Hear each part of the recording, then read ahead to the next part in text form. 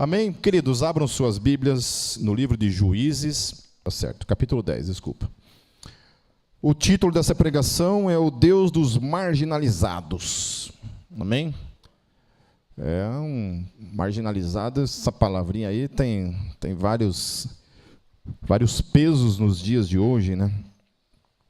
Eu tenho, não sei se a pessoa vai ouvir o que eu estou falando, né, se ela assiste ou não os cultos da Gólgota, mas eu tenho uma irmã que somos amigos, né, de Instagram. Acho que a gente nunca se conheceu pessoalmente, só ela manda algumas mensagens, às vezes no Instagram. Uma pessoa que sofreu um pouco essa questão da marginalização dentro da igreja por fazer parte desse tipo de cultura. Então, a pessoa que sofreu alguns tipos de preconceitos dentro da igreja, e isso foi caminhando até que isso virou um problema de comunhão. Então, hoje não consegue mais estar em nenhuma igreja devido a esse fator, né?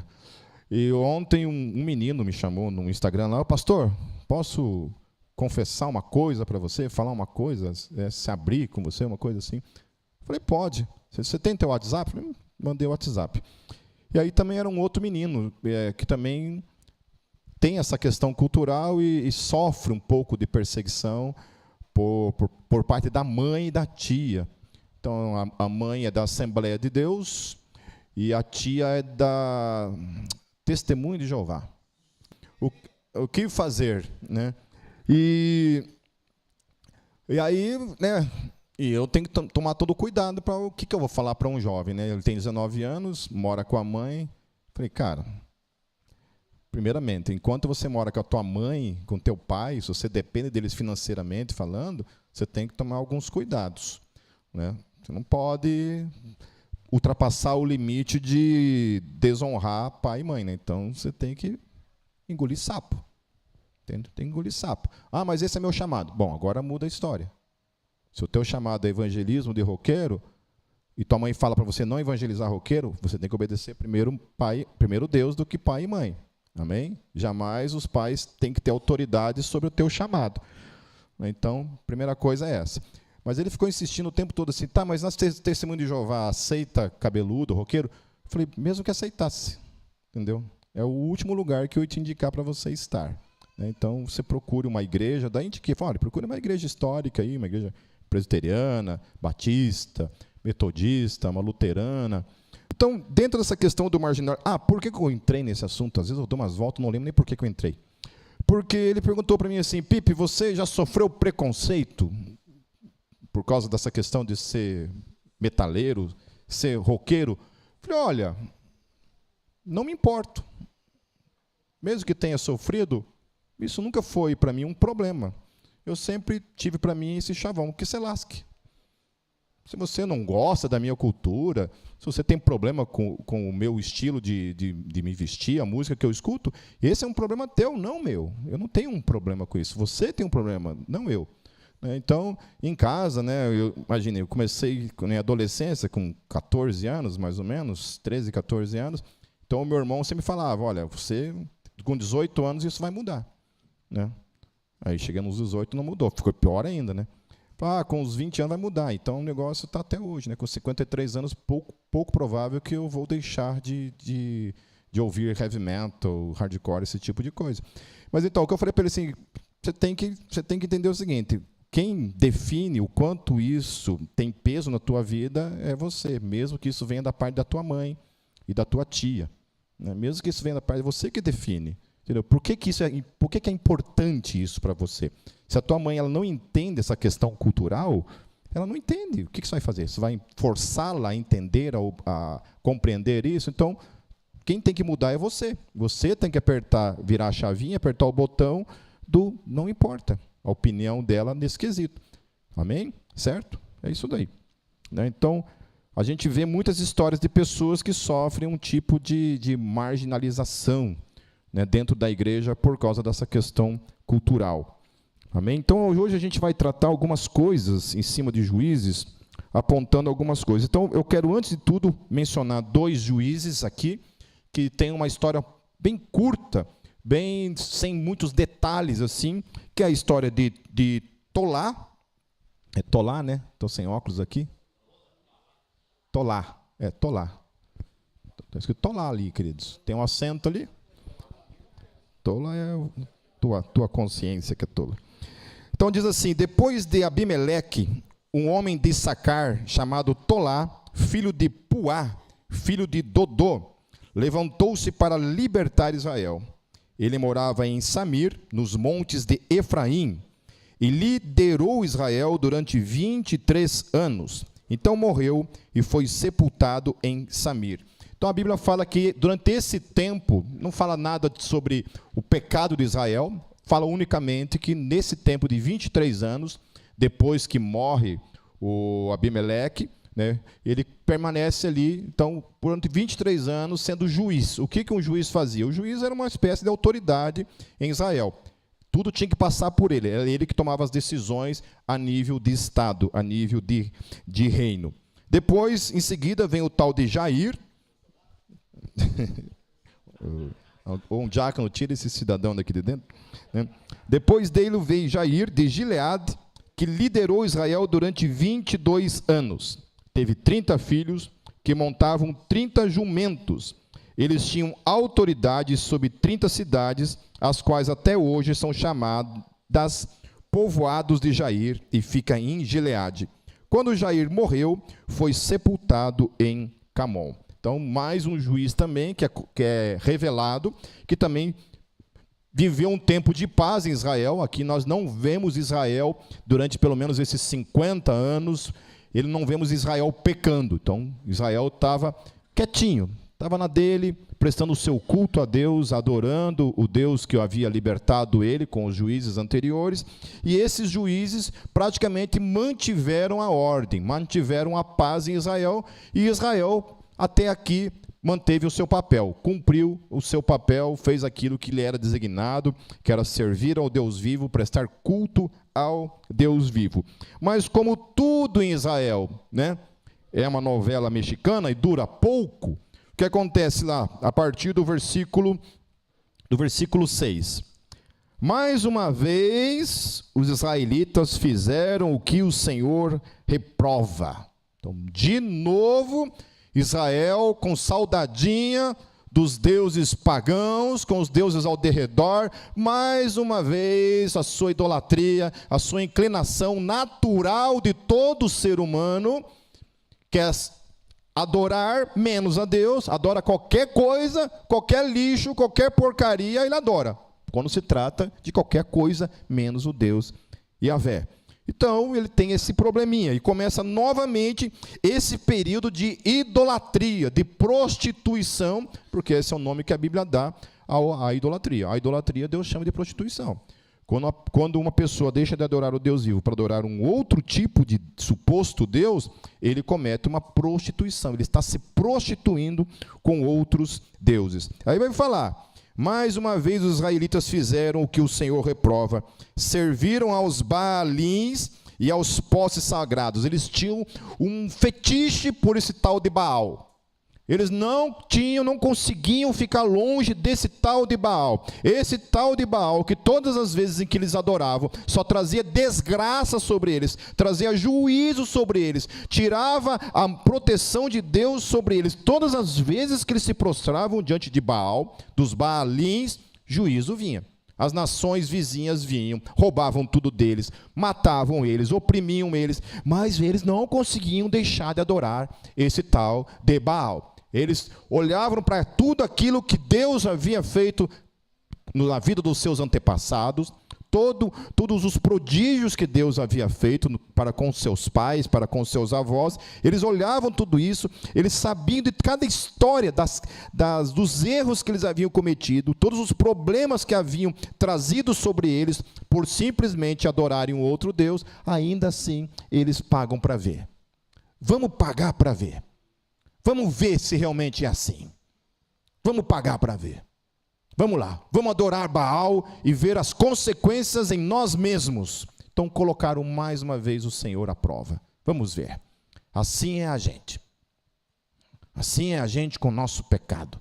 A gente sabe que aquele caminho é um caminho de destruição, é um caminho que fatalmente vai nos afastar de Deus, vai tirar a mão de Deus de sobre nós, a gente vai quebrar a cara, a gente vai se arrebentar e ainda assim a gente insiste no mesmo erro por vezes e vezes. E aí diz então, serviram aos Baalins, aos postes sagrados, aos deuses de Arã, aos deuses de Sidom, aos deuses de Moabe, aos deuses dos Amonitas e aos deuses dos filisteus, ou seja, não parava mais. Antes era só Baal, agora virou a casa da mãe Joana, agora tudo que é Deus que aparecia no caminho, eles estavam querendo adorar. Assim é o caminho do pecado, querido. Assim é o caminho do pecado. Eu, quando escuto, a gente teve a situação lá do Charlie Kirk. Claro que aquilo me fez um mal ferrenho. Eu fiquei mal, literalmente, especialmente porque a primeira cena que eu vi foi a cena que não tinha ainda embaçado o vídeo. Então eu vi literalmente tudo o que aconteceu, né? O terror que foi aquilo, né? E na hora, em mim, assim, eu tive que trabalhar na minha mente aquilo. Falei, peraí. Né? Eu não posso deixar o mal me dominar. Então, eu não posso deixar isso me dominar. E eu comecei a orar e a colocar diante de Deus. Ó, Deus, orei pela família do Charlie, né? Orei por eles. Né? Não sabia quem que era a pessoa que fez até então. Mas é difícil nessas horas a gente separar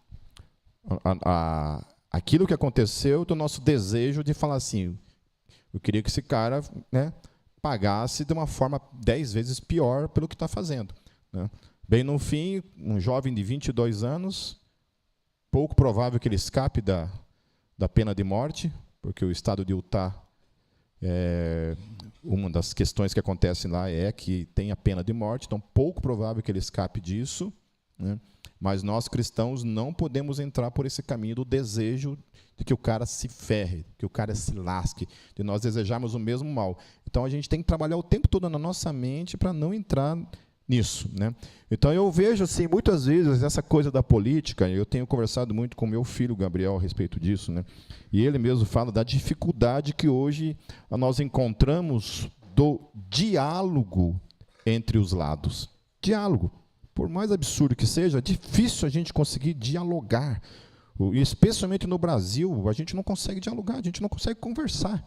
De sentar, vamos falar, tá, você quer falar sobre aborto, mas vamos conversar sobre isso. Não, tem que faca nos olhos, tem que ser na base, sabe, do xingamento. Aí quando eu vejo lá os políticos que se dizem cristãos, sabe, os caras se comportam pior do que os caras que não são cristãos. É sobre isso que eu quero falar, entende? A gente não pode cobrar de quem não é nascido de novo o caráter do Espírito Santo, o fruto do Espírito Santo, porque isso é nosso. É de mim que é cobrado o domínio próprio, é de mim que é cobrada a mansidão, a longanimidade, é de mim que é cobrado. Por quê? Porque supostamente o Espírito Santo vive em mim e o fruto do Espírito deve ser evidente na minha vida. E a Bíblia fala fruto, ela não fala frutos. Tanto que é um erro falar os frutos do Espírito. Não é frutos, é fruto, porque é um pacote só. Aquele que tem o Espírito Santo dentro dele, esse fruto que se caracteriza se manifesta dessas maneiras, tem que ser evidente dentro da minha vida. Amém?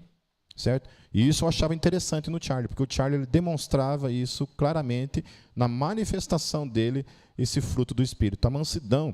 Cara, eu no lugar dele ali, quantas e quantas vezes ele foi provocado de uma maneira assim, que eu não sei se eu não teria jogado uma cadeira. Entendeu? Não sei. E ele lá se continha lá, né? Independente das posições políticas dele, se a gente concorda ou não com o que ele defendia, politicamente falando, mas eu admirava essa questão da mansidão. Então, a gente tem que tomar muito cuidado. E aqui, o que a gente vê? Também não sei por que eu citei essa situação, porque já fui longe demais. Deixa eu voltar aqui, depois se eu lembrar eu falo. E como os israelitas abandonaram o Senhor e não mais lhe prestaram culto. Então, parou. Acabou o culto. Lembra que eu falei? Eles não tinham problema nenhum com cultuar. Eles não tinham problema nenhum com a adoração. Eles não tinham problema de adorar, de prestar culto a uma divindade, porque eles abandonaram só uma divindade. Todas as outras demais, eles abraçaram tudo que viesse para eles, era cabível na sua confissão, na sua religião. Tudo, tudo. Filisteus, quais são os teus deuses? Essa cambada aqui, vem para cá.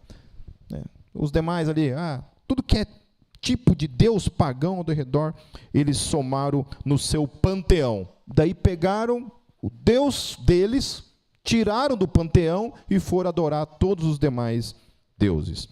Então, o que acontece? Mais uma vez, olha o que acontece.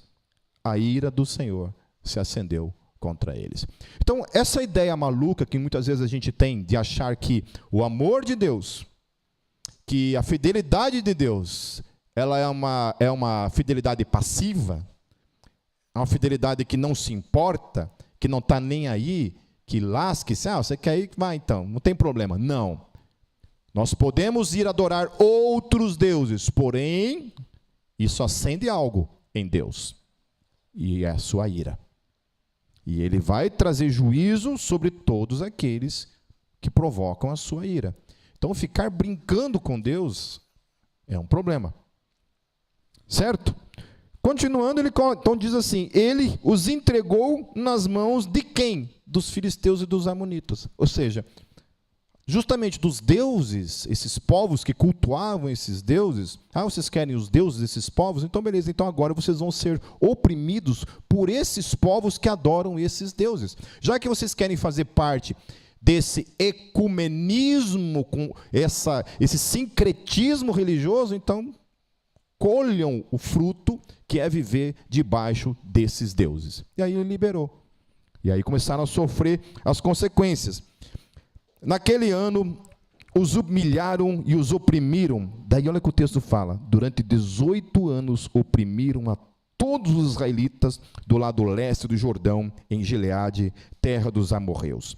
Os amonitas também atravessaram o Jordão para lutar contra Judá, contra Benjamim e contra a tribo de Efraim, e grande angústia dominou Israel. Aí, então, os israelitas clamaram ao Senhor, dizendo: temos pecado contra ti, pois abandonamos o nosso Deus e prestamos culto aos Baalins. Mas o que eu acho mais interessante em tudo isso, queridos, é quanto tempo eles ficaram nessa. O texto fala, 18 anos. 18 anos. Tem gente aqui que tem 18 anos. 18 anos é vida. É ou não é vida? Né? Maurício tem 18 anos, Maurício? Cada perna, né? Cada perna e cada braço. 18 anos. As pessoas demoram 18 anos para aprender que aquilo é um problema. E às vezes nós estamos na mesma. Eu tenho 53 anos. Eu já sei tudo na minha vida que é tropeço na minha vida. Tudo que impede o meu crescimento na minha vida. Está lá. Desde os 18 anos que o Espírito Santo me mostrou. Olha, você precisa mudar isso na tua vida. Até hoje é uma luta para mudar algumas coisas. Por exemplo, ser explosivo. Tem gente que às vezes fala assim, nossa, Pipe, não consigo imaginar você, uma pessoa nervosa, explodindo. Amém, queridos. Que Deus conserve essa imagem em você. Amém? O que, amor? O que você falou aí, mulher? Fala alto aí. É verdade esse bilhete. Né? E a mesma coisa da minha mulher, todo mundo que fala, olha para ela assim, nossa, a Cátia é tão calminha. É um doce. Então, 18 anos para aprender, queridos, que eles estavam errados. Que aquilo que eles tinham feito era uma coisa terrível, que eles precisavam mudar aquilo. Então, a única forma de mudar certas situações na nossa vida, queridos, mais uma vez, é o arrependimento. É a mudança de rumo. Arrependimento é isso, a palavra que o Bonello patenteou, né? Metanoia. É essa mudança. Espera aí, aqui está errado, não dá. A gente precisa aprender. Não pode demorar 18 anos para aprender. Eu não posso ficar... Eu estou casado já há 27 anos. Isso, 27 anos. Estou casado há 27 anos. Meu Deus, 27 anos ainda cometendo os mesmos erros? fazendo as mesmas burradas, o mesmo teimoso, a mesma pessoa que sempre quer estar certa, a mesma pessoa que não consegue se humilhar, não consegue voltar atrás. Eu não estou dizendo que essa é a realidade do meu casamento. Graças a Deus, eu e a Kátia, isso aí é uma página virada na nossa vida há muito tempo.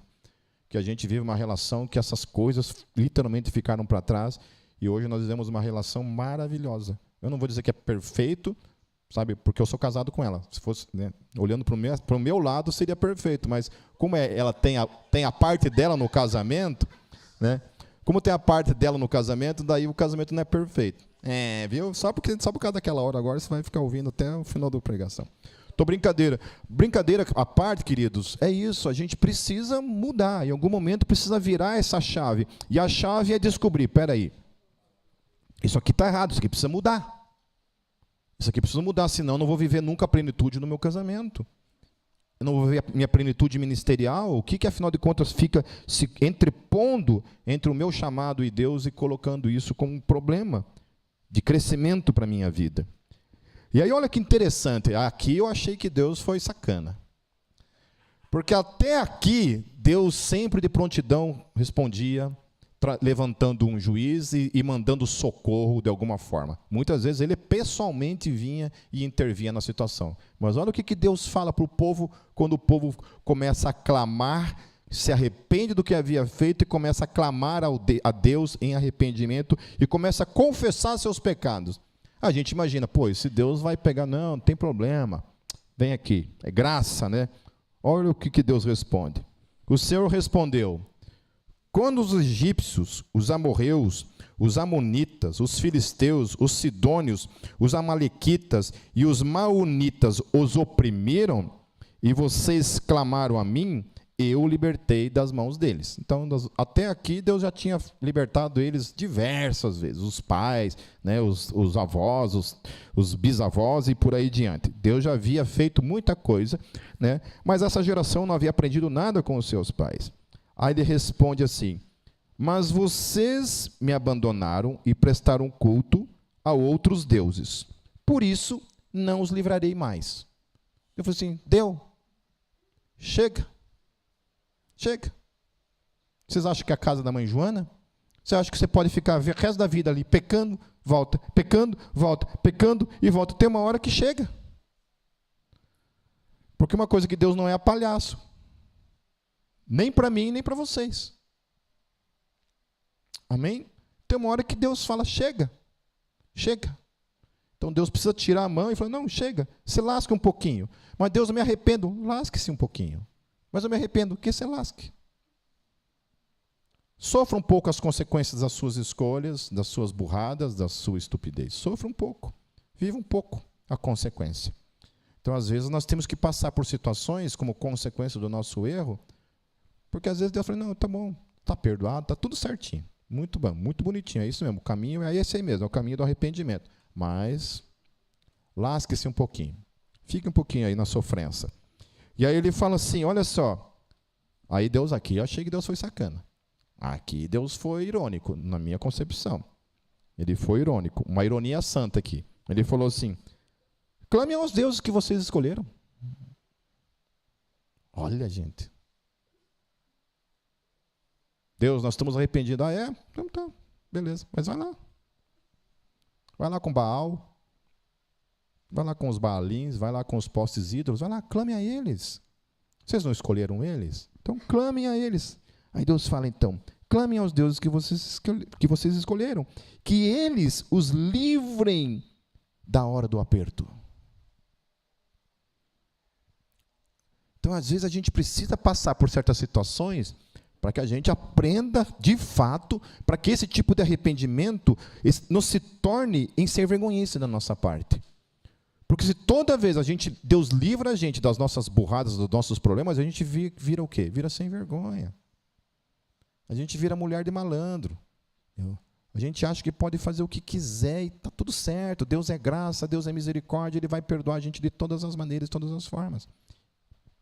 Então Ele precisa muitas vezes deixar, não, vai lá. Você não gosta de pecar? Vai lá. Mas Deus, eu me arrependi, me ferrei. Se ferra um pouco mais. Vai lá. Se abraça lá com o Satanás. Satanás não é o teu amor? Vai lá. Abraça o Satanás. Mas Deus, eu me arrependi. Lasque-se. Alguém já passou por isso? Colheu o fruto do pecado e aí literalmente comeu o pão que o diabo amassou? Daí ele continua. Os israelitas, porém, disseram ao Senhor: nós pecamos. Faze conosco o que achares melhor, mas te rogamos, livra-nos agora. Então eles se desfizeram dos seus deuses. Aí teve uma atitude. Porque enquanto ele estava no blá, blá, blá, blá, blá, estava no arrependimento, enquanto estava colhendo unicamente, se ferrando por causa do seu pecado, achavam que estava tudo certo e que Deus ia cair na deles. Não, fique aí. A partir do momento em que a chave virou e que eu demonstrei realmente na minha vida uma atitude de arrependimento, aí as coisas mudaram. Olha o que o texto fala. Nós pecamos, no versículo 16. Então eles se desfizeram dos deuses estrangeiros que havia entre eles e prestaram culto ao Senhor. E ele não pôde mais suportar o sofrimento de Israel. Olha que coisa linda. Então, o arrependimento que não é seguido de fato uma mudança, uma transformação de atitudes na vida, não gera absolutamente nada de mudança, especialmente na posição de Deus. Agora, quando Deus vê um coração quebrantado, um coração genuinamente arrependido do seu pecado, aí ele não resiste. Amém? Deus resiste aos soberbos, mas dá graça àqueles que se quebrantam diante dele em arrependimento. Amém, queridos? E não tem como enganar Deus. Deus conhece o coração. Deus conhece o meu e o teu coração. Sabe de fato o quanto nós nos arrependemos dos pecados, dos vícios da nossa vida. Tem um filme que acabou também virando um livro, que é a Prova de Fogo, que conta lá os passos que, né, o casamento do cara estava destruído, e aí, da parte do pai dele lá, ele aprende uns passos que ele tinha que tomar para salvar o casamento dele. E aí, entre esses passos, era se libertar das raposinhas. Né? Daí, ele era viciado em pornografia, e o que ele fez foi se libertar do computador. Né? Destruiu o computador dele, quebrou o computador dele. E o resultado disso tudo, isso foi uma das coisas, né? O resultado disso foi que ele conseguiu salvar o casamento dele. Então, é assim, precisa ter questões na nossa vida que precisam ser radicais, queridos. Né? Eu não sei usar a rede social. Não use. Pule fora. Rede social, para mim, é um tropeço. Pule fora. Vaza. Meus amigos são um tropeço. Pule fora. Desfaça a amizade. Não seja mais amigo. Pronto. Não seja. Quando eu me converti, eu precisei dar um tempo. Não teve jeito. Se eu não desse tempo, eu estava até hoje lá, servindo os Sex Pistols, o Ramones. Eu estava lá no movimento punk até hoje. Eu fiz uma coisa que até hoje assim, me dói no coração, de verdade. Né? Meus amigos punks até hoje me xingam por causa disso, eles sempre me lembram disso. Eu tenho os grupos dos punks da época lá, todo mundo lá com 50 anos de idade. E aí, volta e meia, tem um lá que fala assim, que traz essa situação em mente, né? Porque eu tinha 18 anos de idade. Totalmente afundado até os pés e a cabeça no movimento punk. E aí, me converti. E aí, aquele temor a Deus, aquele desejo de servir a Deus, eu queria servir a Deus. Estava numa célula da igreja presbiteriana, tinha o líder lá, e é uma coisa, uma inquietude em mim, assim, eu perguntei para ele assim, cara, eu tenho um monte de vinil, eu tinha mesmo, eu gastava meu salário inteiro, era em camiseta de banda, vinil, cassete, pet para colocar nos coletes, na camiseta, alguma coisa assim, na calça, meu salário todo saía para esse tipo de coisa. Eu falei assim, olha, eu tenho um monte de vinil, fita cassete, mas é tudo banda não cristã, tudo banda do mundo, do Satanás. Aí ele falou bem assim para mim, olha, o que não é de Deus é do diabo. Então você tem que escolher. E aí, cheguei em casa, peguei todos os meus vinis, peguei todas as minhas fitas cassete, minhas camisetas de banda que eu tinha, um monte, bracelete, tudo. Fui num terreno baldio do lado de casa, assim, fiz um monte de lenha, coloquei tudo dentro ali e coloquei fogo em tudo. Coloquei fogo em tudo. E fui dormir. No outro dia, quando eu acordei, que eu vi o que eu tinha feito,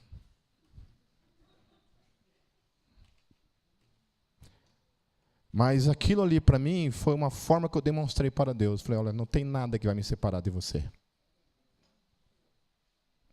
Hoje, querido, você que é jovem aí, que está chegando agora, você é uma pessoa muito agraciada. Porque hoje você tem internet, né? Quem está no grupo lá da Gólgota está vendo as indicações de bandas, né? Tem uns metidos lá que ficam mandando os playlists lá, atrapalhando a parada lá, né? Os caras lá ficam se metendo, né? Mas hoje você tem essa opção, né, cara? Na minha época não tinha banda para você ouvir, não tinha internet, não tinha nada, não tinha. A primeira banda de rock que eu ouvi foi Rebanhão, né? Os caras, isso aqui é rock. Ah, beleza, comprei o vinil, ouvi uns caras meio esquisitos, né? Falei, esses caras não tem cara de roqueiro, não. Esse cara tem mais cara de pagodeiro do que roqueiro, mas tudo bem. Fui na onda do cara, cheguei em casa, quando eu coloquei para ouvir assim, meu Deus do céu, tinha tudo, menos rock naquilo lá. Mas assim, hoje é assim, outra coisa, aqui na Gólgota nunca ninguém vai dizer para você assim, o que não é de Deus é do diabo. Nunca ninguém vai te falar assim, dê teus CDs. Do contrário, eu vou falar, dê para mim teus CDs. Mas na época eu precisei passar por isso. Então isso para mim foi muito dolorido me desfazer daquelas coisas, mas por quê? Eu não queria que nada se colocasse entre mim e o meu Deus. Eu tinha uma namorada que eu namorava já há 3 anos. Eu terminei o relacionamento porque eu não queria que aquela relação atrapalhasse a minha vida com Deus. A minha vida com Deus. Então, sabe, querido, tem que virar a chave.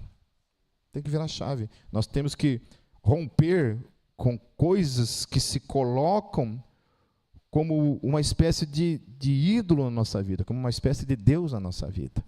Amém? Não deixe. Não queira enganar Deus. Você pode enganar a mim, pode enganar qualquer pessoa aqui, mas a Deus ninguém engana. Então, todo mundo aqui sabe o que é o tropeço. O que é a raposinha?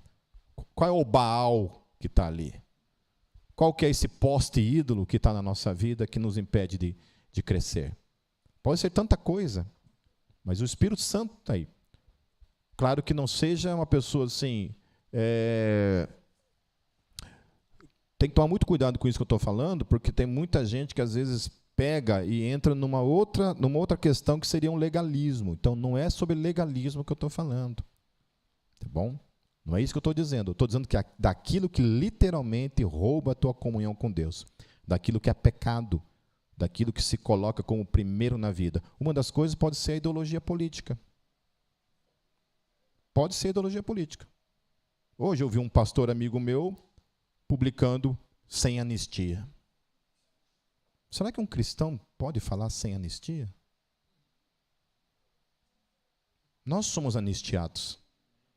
Todos nós somos anistiados do nosso pecado, dos nossos crimes contra Deus. Todos nós somos. Nós somos os primeiros a defender que o perdão é algo que deve ser encarnado na vida. Então eu não posso deixar a minha ideologia política sobrepor nenhuma, nem de esquerda, nem de direita, nem de centro, seja lá o que for. Qualquer coisa que saia da minha boca, que coloque a minha ideologia em primeiro lugar, a minha fé, é um pecado. Amém? Certo? Porque o que tem de crente falando besteira, de bandido bom é bandido morto. Não, não é. Bandido bom é bandido arrependido dos seus pecados, prostrado aos pés do Senhor Jesus e procurando o Maia para liberar ele, né, Maia? Contratando o Maia como advogado ali. Continuando, queridos. Então aqui o que a gente vê acontecendo é que eles precisam se livrar dos seus deuses. E hoje existe uma corrente muito forte assim dentro da igreja, graças a essas influências políticas, essas influências ideológicas, aonde que a gente vai e pensa num sincretismo religioso como uma coisa benéfica. Então, em nome disso, eu tenho que respeitar o islamismo. Eu não tenho nenhum respeito pelo islamismo. Eu tenho um respeito pelas pessoas que confessam essa fé. Mas pelo islamismo não tenho nenhum tipo de respeito. O islamismo, para mim, é uma religião diabólica. É uma religião anticristã, contrária a tudo aquilo que eu creio. Tem princípios bons? Tem. Assim como o budismo tem, o hinduísmo tem, tudo, todas as religiões, até o satanismo tem coisas boas lá dentro. Né, Rodrigo? Né? Até isso, mas a gente tem que tomar cuidado. Então, nós não defendemos o secretismo religioso. O ecumenismo ainda é uma coisa interessante, porque o ecumenismo o que é? Busca os pontos em comum entre catolicismo, protestantismo e ortodoxismo. Né? E tem coisas que realmente a gente tem que olhar para aquilo que é comum entre nós. Muitas coisas entre nós realmente são absolutamente contrárias. Né? Hoje eu até estava vendo o Augusto Nicodemos falando sobre essa questão do ecumenismo, e ele fala a questão da questão salvífica mesmo, né? Que o pessoal reformado tem um tipo de fé com relação à salvação, enquanto que católicos têm outros conceitos acerca de salvação, mas mesmo dentro do protestantismo, que faz parte com certeza a linha reformada, existem coisas aqui em relação à salvação que são totalmente antagônicas. Por mais que tenha Jesus como Senhor, como foco, o que vem depois ali é totalmente avesso. Não se conversam entre elas, certo? Mas ainda assim, eu não digo para essa pessoa que essa pessoa não vai para o céu, por exemplo. É muito perigoso isso. Então, nesse ponto, eu defendo totalmente a questão ecumênica. Eu jamais posso dizer que um católico não vai para o céu porque ele pensa diferente de mim. Eu não posso dizer que um pentecostal vai para o inferno porque ele pensa diferente de mim. Eu não posso dizer isso. Certo? Porque o quê? Isso não é da minha competência. Por que eu estou falando isso para vocês? Porque isso não se é falado? Não. Eu estou falando porque justamente isso se é falado. Né? Tinha um membro aqui da igreja que fazia parte de um grupo de teólogos reformados aí, e o pecado de um deles lá foi falar que foi num culto numa igreja pentecostal. Para quê? Ele foi rechaçado. Como é que você vai numa igreja desses hereges, esses condenados ao fogo do inferno? Meu Deus. Menos, filho, menos, bem menos, calma. E aí essa pessoa começou a brigar, cara, calma aí, você não pode falar assim. Não. Aí o que aconteceu? Expulsou ele do grupo. Havia uma regra no grupo que ele não sabia. Era proibido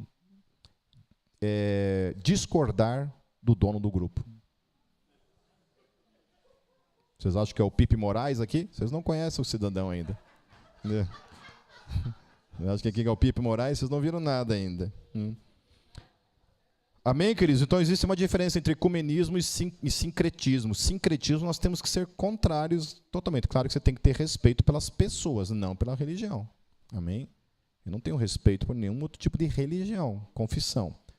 Eu tenho respeito pelas pessoas que estão lá, escravizadas, na ignorância, nesses contextos, mas eu não tenho apreço por aquilo que se é tratado ali. Não tenho como. Amém? Agora, o ecumenismo, sim. Eu tenho que amar meus irmãos, irmãos católicos, meus irmãos ortodoxos e meus irmãos protestantes, seja qual for a área. O resto, queridos, não compete a mim. A família de Deus, quem julga é Ele. Amém? Agora, quiser falar também, fique à vontade.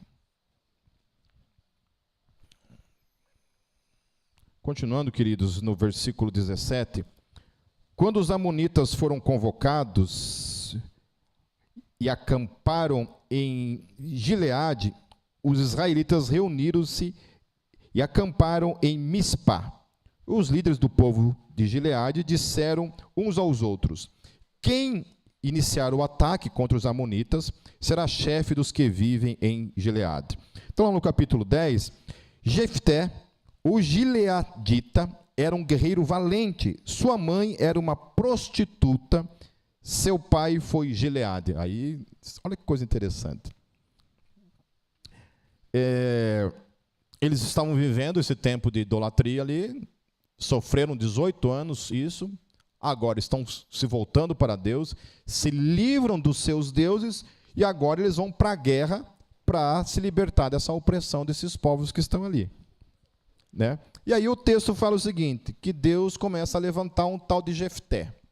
Qual que era a questão em Jefté? O texto precisa especificar isso? Precisa trazer à tona essa realidade da vida de Jefté? Qual que era a realidade? A mãe dele era o quê? Era uma prostituta. E a mãe dele, então, fruto dessa relação de Gileade com uma prostituta, nasce o tal de Jefté. A gente vê na história bíblica, né, de outras prostitutas que também fazem parte dessa questão da história de Deus com a humanidade. Né? A gente vê a história de Raabe. Raabe foi o quê? Ela foi dela que nasceu toda a geração de reis. Mais tarde nós vamos ver isso. Né? A gente viu isso em Josué, mas depois vem os reis. Quando começam a nascer os reis, todos esses reis são descendentes de Raabe. Então Raabe se torna a mãe de toda a geração de reis em Israel. E inclusive Jesus, pela descendência humana, Jesus descende de uma prostituta chamada Raabe. Amém? A gente viu também lá no Novo Testamento, também a história de uma mulher, também chamada de prostituta. Alguns falam que Maria Madalena era prostituta. Não é verdade, queridos. Nenhum lugar da Bíblia fala que Maria Madalena era uma mulher da vida, né? Uma mulher dada, tá bom? Não é isso que fala. O texto fala que dela foram expulsos alguns demônios, mas em nenhum momento especifica que ela era uma prostituta. Certo? Então, a mulher de Gileade também lhe deu filhos, que quando já estavam grandes, expulsaram Jefté, dizendo, você não vai receber nenhuma herança da nossa família, pois é filho de outra mulher. Então, Jefté fugiu dos seus irmãos e se estabeleceu em Tob. Ali, um bando de vadios uniu-se a ele e o seguia. Então é interessante essa palavra no hebraico, né? Essa palavra que traduzida aqui estava como vadios, vai falar de pessoas inúteis, pessoas sem valor algum. São justamente aqueles que compraram a briga e aceitaram se submeter à liderança de Jefté. Os outros do povo, por causa do seu passado, por ser justamente filho de uma prostituta, não quiseram seguir ele. Aí os caras que não tinham nada a perder, os zeros à esquerda, foram justamente aqueles que compraram a briga. Não, a gente vai te seguir. Nós queremos isso. Vocês não lembram muito de Jesus? Né? Os fariseus, os saduceus, os religiosos da época não quiseram saber muito dele. Né? Quem que foi seguir Jesus? Os publicanos, os pecadores. O Brunel estava falando aquele dia, né? Quem que são aqueles que estavam ali? Né? Os pecadores, os publicanos, os marginalizados, as prostitutas. Essas são as pessoas que decidiram seguir Jesus. Lá no versículo 4, queridos, algum tempo depois, quando os amonitas entraram em guerra contra Israel, os líderes de Gileade foram buscar Jefté em Tob. Venham, disseram, seja nosso comandante para que possamos combater os amonitas. Disse-lhe Jefté, vocês não me odiavam e não me expulsaram da casa de meu pai? Por que me procuram agora quando estão em dificuldades? Apesar disso, agora estamos apelando para você, responderam os líderes de Gileade. Venha combater conosco os amonitas e você será o chefe de todos os que vivem em Gileade. Jefté respondeu, se vocês me levarem de volta para combater os amonitas e o Senhor os entregar a mim, serei o chefe de vocês? Os líderes de Gileade responderam, o Senhor é nossa testemunha, faremos conforme você diz. E aí, Jefté vai lá, volta, aceita a liderança, queridos. E aí eu quero pular todo esse texto lá para o verso 28. Que aí até aqui, Jefté ele decide mandar uma carta para esses outros reis que estavam oprimindo Israel e tenta negociar. Fala, olha, por que vocês estão oprimindo a gente? O rei responde, porque vocês vieram aqui e tomaram a nossa terra. Então ele fala assim, olha, então deixa eu explicar por que isso tudo aconteceu. Aí ele conta a história do que havia acontecido quando o povo estava fazendo o êxodo e eles proibiram o povo de passar por aquela terra. E aquela terra que eles estavam ocupando também era uma terra que eles haviam roubado. Então, eles estavam ali tomando posse daquela terra, mas aquela terra, quem havia dado para eles aquela terra, eram os supostos deuses deles. Então, é isso que Jefté joga na cara deles. E aí, agora, entretanto, o rei de Amon não deu atenção à mensagem de Jefté. E aí o texto fala, então o Espírito do Senhor se apossou de Jefté. Este atravessou Gileade e Manassés, passou por Mispá de Gileade e daí avançou contra os amonitas. E Jefté fez este voto ao Senhor: se entregares os amonitas nas minhas mãos, aquele que vier saindo da minha porta, da minha casa, ao meu encontro, quando eu retornar da vitória sobre os amonitas, será do Senhor, e eu o oferecerei em holocausto. Aqui tem uma questão bem polêmica e discutível, né?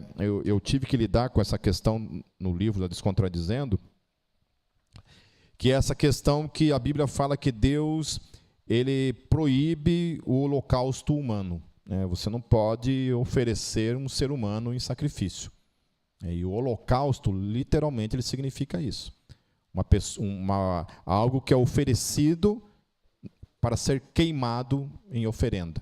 Então, os holocaustos, todas as palavras, toda vez que aparecer essa palavra holocausto no Antigo Testamento, sempre ela vai estar ligada ao fogo. Algo que era oferecido para ser queimado. E aqui o texto parece dizer isso. Falei, olha, Jefté, a Bíblia fala ali, então o Senhor, o Espírito do Senhor se apossou dele. Então, ele, possesso pelo Espírito Santo de Deus, ele faz um voto com Deus. Depois que eu vencer, quando eu voltar com a vitória em mãos, a primeira pessoa que sair pela porta da minha casa, eu vou te oferecer em holocausto. E aí as pessoas entram num parafuso, né? Mas peraí, o cara possesso pelo Espírito Santo, cheio do Espírito Santo, fala uma coisa que é contrária à lei de Deus, porque pela lei não podia. Você não podia sacrificar um ser humano em holocausto. Era proibido pela lei. Entendeu? Como é que se resolve isso, queridos? Como é que se resolve isso? E aí? Porque isso é utilizado. Uma das coisas que você precisa aprender, queridos, é ler o texto. Não se prenda a uma palavra, não se prenda a um versículo. Leia todo o contexto. O que o contexto está dizendo? Será que o contexto está dizendo exatamente isso? Ainda que a palavra holocausto signifique isso, será que é isso que realmente o texto está falando? É isso que o texto está exatamente dizendo? Certo? Porque esse é um grande problema que muitas vezes nascem as heresias, nascem as doutrinas furadas, porque pega um texto isolado e aí esse texto vai falar aquilo que a gente quer que diga. Então não é isso que o texto está dizendo. A palavra holocausto está ali? Está ali. Mas a palavra holocausto ali está sendo aplicada no quesito a oferecer alguém em sacrifício num altar para ser queimado vivo em oferta ao Senhor? Não. E vamos ler aonde que diz que não. Pulem agora, queridos. Então, Jefté ele vai para a guerra e automaticamente Deus dá a vitória para ele. Então, ele volta da guerra com a vitória em mãos. Daí lá no verso 34, olha o que diz o texto. Quando Jefté chegou à sua casa em Mispá, sua filha... Quando Jefté chegou à sua casa em Mispá, sua filha saiu ao seu encontro, dançando ao som de tamborins. E ela era filha única. Ele não tinha nenhum outro, ele não tinha outro filho ou filha. Quando a viu, rasgou suas vestes e gritou: minha filha, estou angustiado e desesperado por tua causa, pois fiz ao Senhor um voto que não posso quebrar. Meu pai, respondeu ela, sua palavra foi dada ao Senhor. Faça comigo o que prometeu. Agora que o Senhor o vingou dos seus inimigos, os amonitas. E prosseguiu.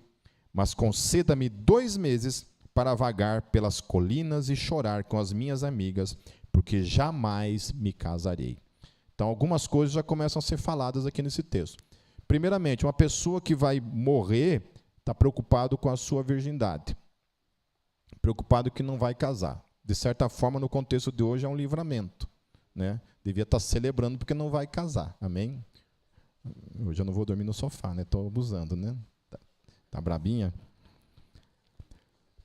A primeira coisa que aponta aqui o texto é que ela fica pede esse tempo de dias para ir chorar e lamentar de que ela não iria casar, ou seja, de que ela ia permanecer virgem. E aí, olha o que diz o texto. Vá, disse ele, e deixou que ela fosse por 2 meses. Ela e suas amigas foram para as colinas e choraram porque ela jamais se casaria.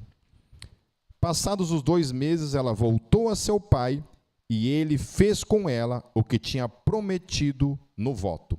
Assim, ela nunca deixou de ser virgem.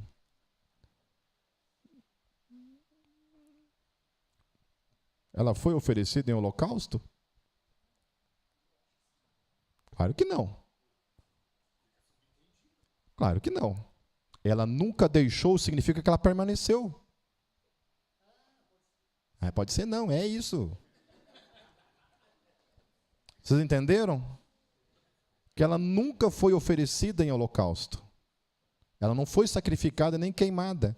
Porque se ela nunca deixou, significa que ela permaneceu viva, virgem, para o resto dos seus dias. Então, o que o texto está falando, está ensinando? Que ela foi consagrada no templo.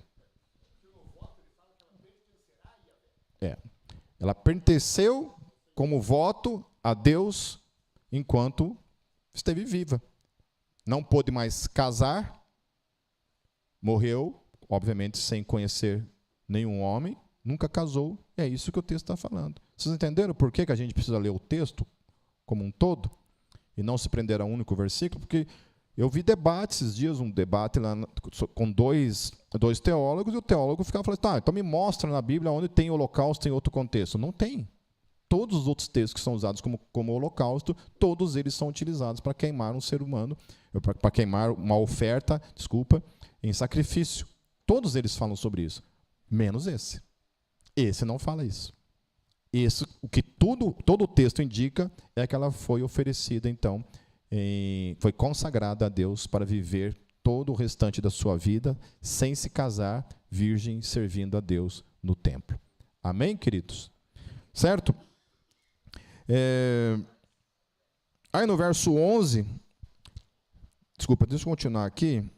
Então, ela nunca deixou de ser virgem, daí vem o costume em Israel, de saírem as moças durante 4 dias, todos os anos, para celebrar a memória da filha de Jefté, o Gileade. Aí é o que é interessante, porque essa palavra memória aqui, no hebraico, ela vai falar recordar, vai falar recitar, contar de novo o que houve com Mispá. Então, não é a ideia de memória no sentido de que a pessoa morreu e nós estamos aqui celebrando a memória dela. Não. É contar durante todas as gerações que ela tinha sido consagrada ao templo e viveu para Deus o restante dos seus dias como virgem sem se casar. No capítulo 11, queridos, para encerrar, Jefté liderou, no versículo 7, Jefté liderou Israel durante 6 anos. Então, o Gileade Jefté morreu e foi sepultado numa cidade de Gileade. Então, queridos, o que a gente aprende com essa história? Quero apontar 6 coisas aqui. Primeiro, que ela estampa o moralismo relativo do povo. Eles não tinham problema algum em se prostituir com outros deuses, mas tinham um problema em se relacionar com uma pessoa que era filha de uma prostituta. A gente não tem problema com o nosso pecado, mas nós temos total problema com o pecado do outro. A gente tende a diminuir o nosso pecado e aumentar o pecado do outro. E especialmente nessa questão da sexualidade. Porque para Deus, a idolatria e a prostituição têm diferença? Não.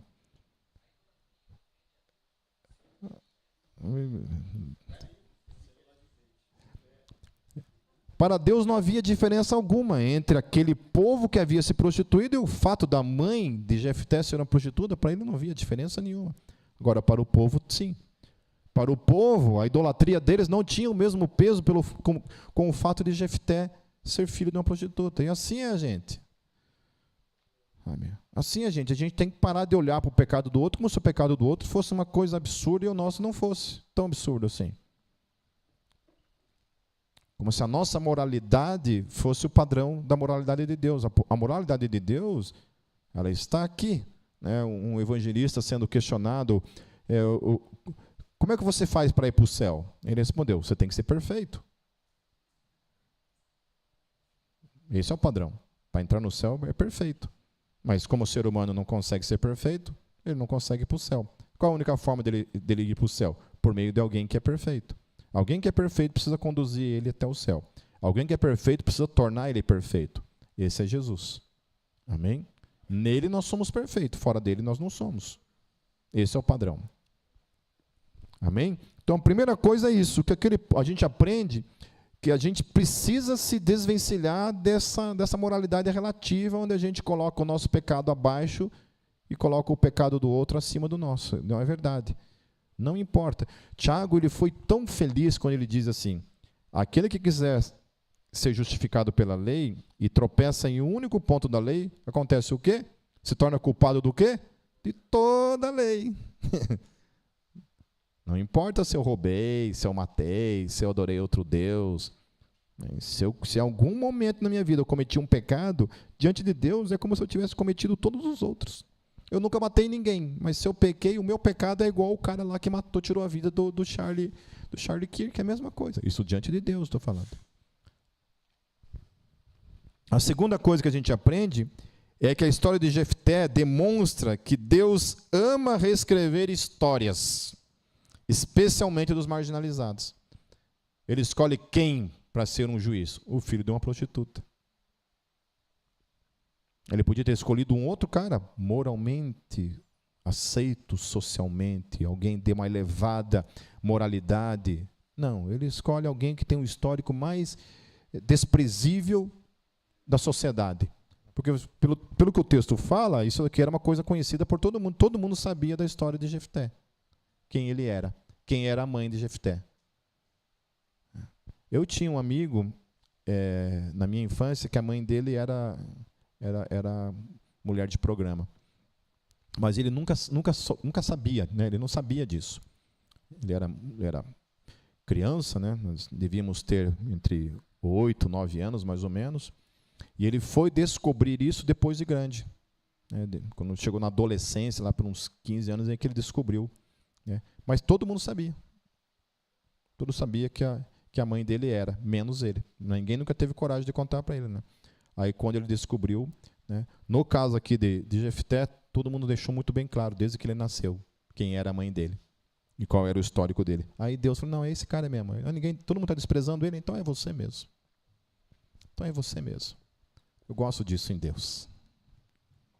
Deus ele pouco se importa com a opinião da sociedade, a opinião dos moralistas, a opinião nossa, minha, tua, acerca de quem a gente determina que deve ou não deve governar, quem não deve liderar, quem não deve ser testemunha dele, quem não deve ou não deve ser um instrumento dele. Ele escolhe ponto final. Qualquer um de nós aqui, queridos. Se eu me acho digno de ser usado, isso pode ser um problema e apontar que Deus não vai me usar. Que quanto mais desprezível, pecador, eu pensar acerca de mim mesmo, muito mais provável que Deus vai me usar. Agora, enquanto eu achar que Deus precisa de mim, que eu sou o cara preparado para isso, pouco provável que Ele vai olhar para a minha vida e querer me usar. A terceira coisa, que é justamente destes que acaba se revelando os corações mais gratos e fiéis. Jefté não cogitou em momento algum descumprir o seu propósito com Deus, quando ele fez aquele voto. Mesmo que o voto dele implicava em ter a sua filha consagrada ao templo por toda a vida, e ela era filha única, portanto, o que acontecia se a única filha que o cara tinha fosse viver para o templo e nunca mais fosse casar, ter relações sexuais? Portanto, o que ele não teria na vida dele? Netos. E isso em Israel tinha um peso muito grande, porque filhos, netos, a herança, isso era uma coisa que denotava riqueza, prosperidade. E ele ainda assim, dane-se a minha prosperidade, dane-se o meu futuro, porque o futuro dele, a geração futura, a descendência dele, morreria junto com a sua filha. Então, quando ele morreu parte, e quando ela morreu, depois de servir o templo, ela também levou consigo toda a sua herança na terra. E ainda assim, ele falou, não, eu vou cumprir. Isso é gratidão. Às vezes nós olhamos para o nosso pecado, para o nosso problema, para a nossa vida, e a gente coloca isso como um fator que pode impedir a gente de cumprir o que a gente deve fazer. A gente para de olhar para a cruz, de olhar por aquilo que ele fez por nós, e a gente começa a falar assim, não vale a pena. Não vale a pena. Qualquer coisa que sobreponha entre a minha felicidade, eu deixo de lado. E às vezes servir a Deus é isso, é largar, abandonar os sonhos, é isso, as vontades, os nossos projetos. Às vezes Deus fala, não, lasque-se os teus projetos, os teus sonhos. Você foi chamado para fazer o que eu mandei você fazer. Querido, fazer uma coisa que Deus não mandou fazer é tão pecado quanto fazer uma coisa que Ele ordenou que você nunca fizesse. Entenderam? Amém?